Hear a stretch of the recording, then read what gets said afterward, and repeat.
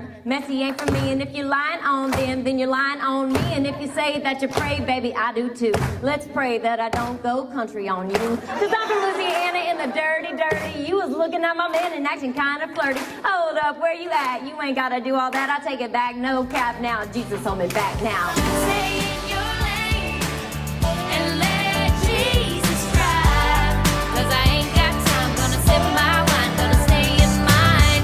Stay in your lane and let Jesus drive. Ain't worried about you, but I'll pray for you anyway like I'm supposed to. You know, I could sit up here and tell you that this road has been so easy for me, but it honestly has not. It's been extremely difficult. And the further I go and the more success I have, the more opposition I'm faced with. And so this speech, there's gonna be some tough love. I'm just gonna let you know that now, because I wanna be honest with you, and I want you to understand what you're gonna be faced with when you get out of here. When I got out of prison, I decided to become a totally different person. And I'm gonna tell you how I did that. But I'm gonna start with the beginning of this. So this was me 12 years ago, and obviously I was unfit for society, okay? I was deplorable, I was a criminal, I did all the things that criminals do, I did all the things that drug addicts do to keep their addiction up. I had a $300 a day addiction, give or take.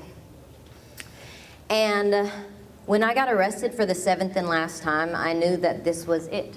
I knew my life was over. I'd burned every single bridge that I'd ever walked across. My family had given up on me. No one, if and when I did get released from prison, was gonna wanna hire me. I had no chance at all. And I knew that, and I just kept saying to myself, there's no way somebody's gonna wanna give me a chance. There's absolutely no way. People don't just end up in prison. People end up in prison because they got put in a desperate situation. I realized I had something to give. But simultaneously, I realized that if I didn't believe in myself, no one else was going to. If I didn't believe in myself, no one else was going to. See, here's the thing. People reciprocate whatever energy you give them. And I never looked up till the song was over, but I belted it out. And when I looked up, everybody was on their feet clapping and cheering. And I thought, I did it.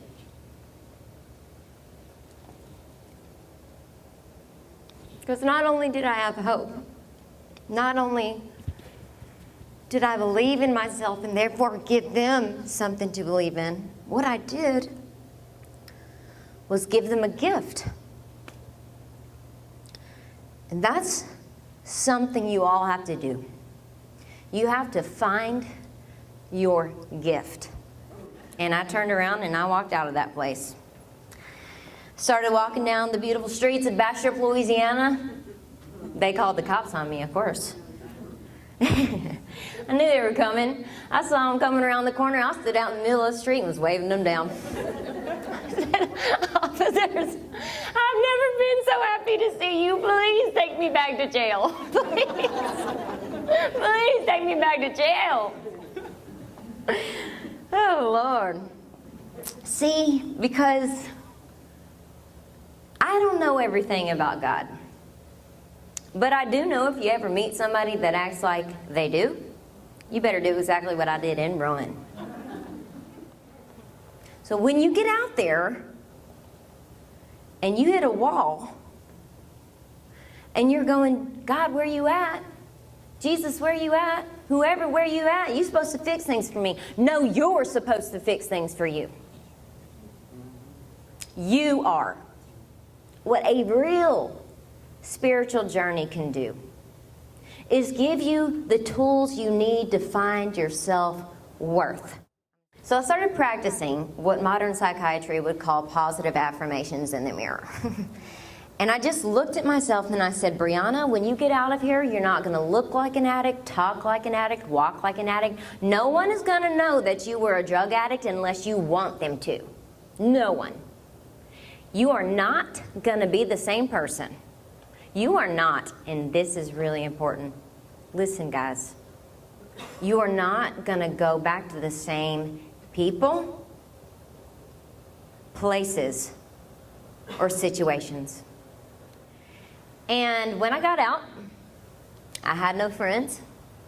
I had no support system. I did have my mother, but my mother was recently divorced, so there wasn't money growing on trees. Remember, I'd made that deal with God. So wherever I walked in, I tried to look and act as classy as possible. I held my head up high and acted like I had dignity and class. Now, I didn't feel that way, but guess what? Fake it till you make it. I'm still doing that. Works pretty good. Because I want to see you succeed. Some of you will have more help than I did. Some of you will have less. If somebody offers you some help, you humbly and graciously take it.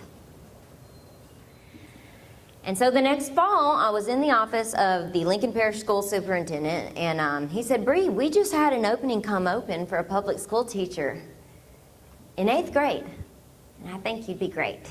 And I was like, "Thank you, but no." And he was like, "Well, why not? You'd make a great teacher." It never come up before. I'd known this man for a year and a half. I said, "Well, Mr. Bell, I can't be a teacher in a public school. I've got 7 felonies and I've been to prison." And after he got over his initial shock, he said something that surprised me, which was, "I think you ought to do it anyway." Faith is believing in yourself and God's purpose for you so much that you do something that makes no sense. I don't even remember what they said or what I said, but I do know that that day I walked out of that Capitol building with a piece of paper granting me permission to teach in the state of Louisiana.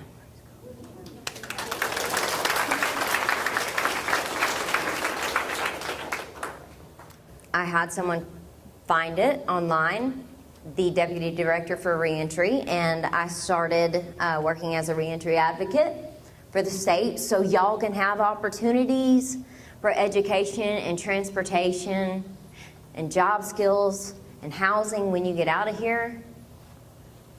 You don't have enough. And it's a travesty. Before I sing my few songs for y'all and wrap it up, I know the story of how I ended up in prison is typical. Like I said, if I asked this room, "Hey, how many of you were abused, neglected, treated unfairly? How many of you experienced trauma that you should have never had to witness?" You probably would all raise your hands. But my hope and my wish and my prayer for you today is that you realize there's a reason you're still here, and you find out what that is. It's been awesome. It's been awesome. Thank you.